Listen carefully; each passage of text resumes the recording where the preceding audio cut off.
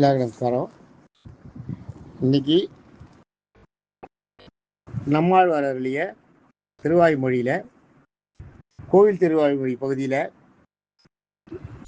7வது நூறில் 4வது பத்தில் 7வது பாட்டு,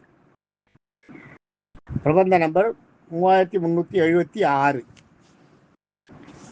நீங்கள் லிப்கோவோட 4வது எடுத்து பார்த்தீங்கன்னா 3376வது பாட்டு இருக்கும். பாட்டை சொல்கிறேன், கேட்டுக்கோ. மாறு நிலைத்து இறைக்கும் சரங்கள், மாறு நிலைத்து இறைக்கும் சரங்கள், இன 100 பிணம் மலை போல் புரள, கடல் 6 மடுத்து உதிரப் புரளா, அப்பன் நீருபட இலங்கை செற்ற நேரே. இது 7வது பாட்டு. பாட்டை சொல்ற மறுபடியும் கேட்டுக்கோ. மாறு நிறைத்து இறைக்கும் சரங்கள், இன 100 பிணம் மலை போல் புரள, கடல் 6 மடுத்து உதிரப் புனலா, அப்பன் நீருபட இலங்கை செற்ற நேரே. செற்றன்னா வென்றன்னு அர்த்தம். செற்ற நேரேன்னா நேர்மையான வழியில, அதாவது முறையான சண்டையை போடுறதுன்றது இருக்கு. அந்த வழியில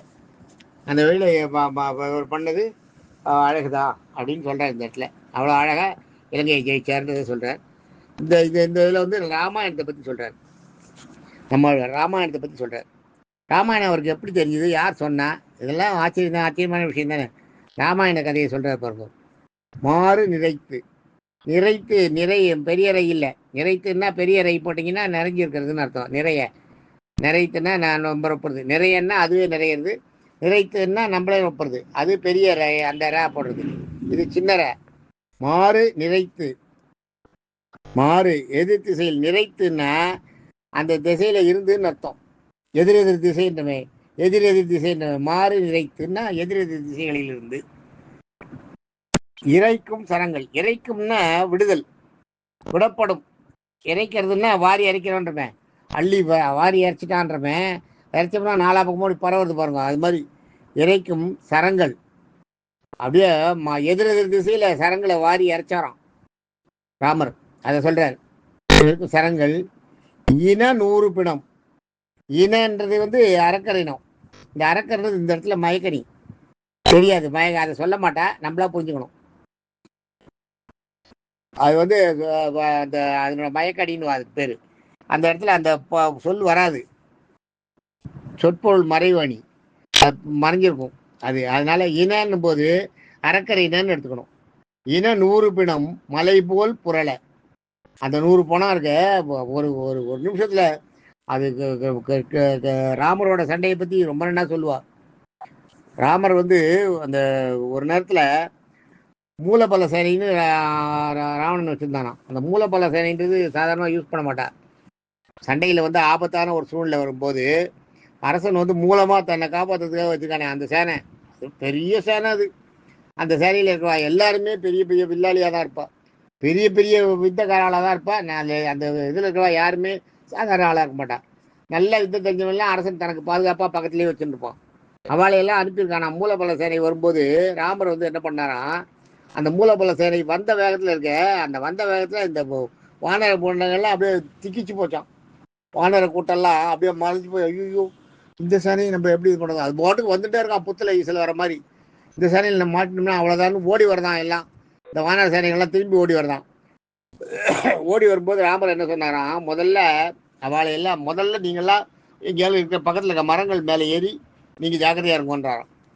எல்லாரும் அசோகவரத்தில் மரத்துக்களை மேலே ஏறி ஜாக்கிரதையாக உட்காந்துட்டான். மூலபல சேனை திறந்து விட்டுருக்கான், அது பாட்டுக்கு வந்திருக்கு புத்துலேருந்து ஈசல் வர மாதிரி. எல்லாரையும் அனுப்பிட்டு தனி ஒருவனாக ராமன், தனி ஒருவனாக 3.25 நாழின்றது 1.5 மணி நேரம். 1.5 மணி நேரம் சண்டை போட்டு அந்த எத்தனையோ அந்த மூலபல சேனை அத்தனையுமே அழிச்சாராம், தனி ஆளா, ஒரே ஆளா. அது அந்த மாதிரி ராமருடைய எல்லோட இது அந்த ராமசரவன் வேலை தான். இறைக்கும் சரங்கள் ராமர் கையால் விழுந்த அந்த ராமர் விட்ட பானம்ன்றாலே அந்த பானங்கள். மாறு நினைத்து இறைக்கும் சரங்கள், அந்த மாதிரி எதிரெதிர் திசையில அம்ப விட்டாராம் ராமர். அட்ட சரங்கள் இன 100 பிணம் மலை போல் புரள. அதனால என்னாச்சா, அந்த அரக்கர்களோட புணங்கள்லாம் அப்படியே கொட்டி போச்சான்.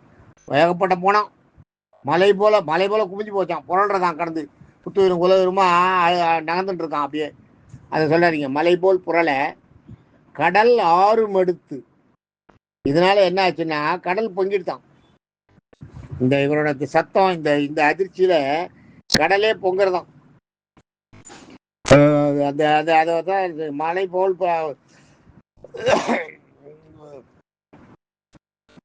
இந்த போரோட அதிர்வு இருக்கு பார்த்தீங்களா, அந்த அதிர்ச்சி, இந்த அதிர்ச்சியால கடல் பொங்கிடுதான். கடல் மேலே வர கடல் தண்ணி ஊருக்குள்ள வரதான். ஊருக்குள்ள வந்து என்ன ஆகுதுன்னா உதிர புனலா. நீங்க இந்த ரத்தம் புனல், உதிரம்ன்றது வந்து ரத்தம். உதிரம் சொல்லிருக்கேன் இல்லையா, உதிரம்னா ரத்தம். புனலா, புனல்ன்றது வந்து குளம். ரத்தம் குளமா ஆறா பெரிய ஓடுறதாங்க. ரத்தம் குளத்துல அப்படியே சேர்ந்து கிடக்கும் புனல்ல. ஆறு மடுத்து. அது அதுல கடல் வந்து எந்த ஆத்து தண்ணியெல்லாம் கடல்ல போய் கலந்ததோ அந்த ஆத்து வழியாவே உள்ள வரதான். கடல் பொங்கினதுனால ஆத்து வழியாவே உள்ள வந்து இந்த உதிர புனலா, இந்த புனல் மாதிரி ரத்தம் குமிஞ்சிருக்க, ரத்த குளமா ரத்தம் தேங்கியிருக்கு, அதுல வந்து கலக்கிறதான்.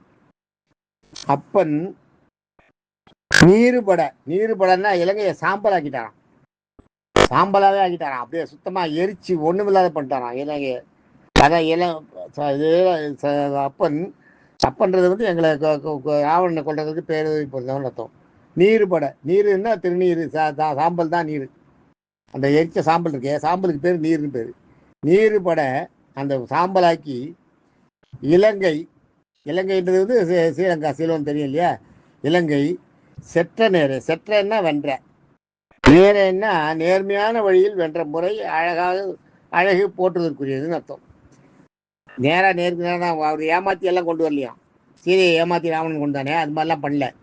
நேருக்கு நேராக சண்டை போட்டு அவளை தோக்கடிச்சாராம். அதை சொல்கிறேன் இந்த இடத்துல.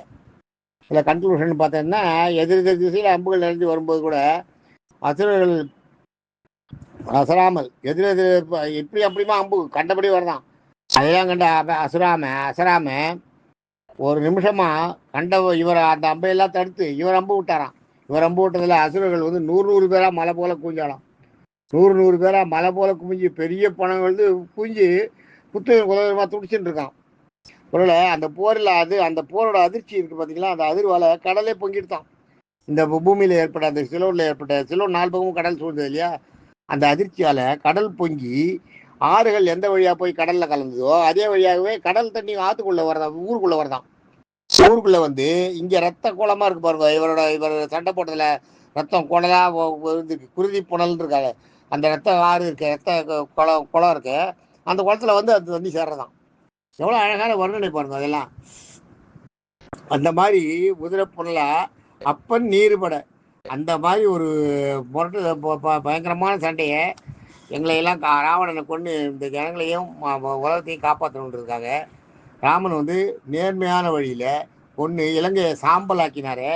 சாம்பலாக்கி இலங்கையை அப்படியே நீருபட அதை வந்து எரிச்சு சாம்பலாக்கி செற்ற வெற்றி கொண்ட அந்த பாங்கு இருக்கே, நேர்மையான பாங்கு, செற்ற நேரேன்றது. அதான் நேரேன்றது வந்து நேர்மையான வழியில் ஜெயிச்சாராம். ஜெயிச்சதை சொல்கிறாருங்க. நேர்மையான வழியில் ஜெயிச்ச பாங்கு போற்றுவதற்குரியது அப்படிங்கிறதாக சொல்கிறார். நாளைக்கு அடுத்த பாட்டு போகிறோம்.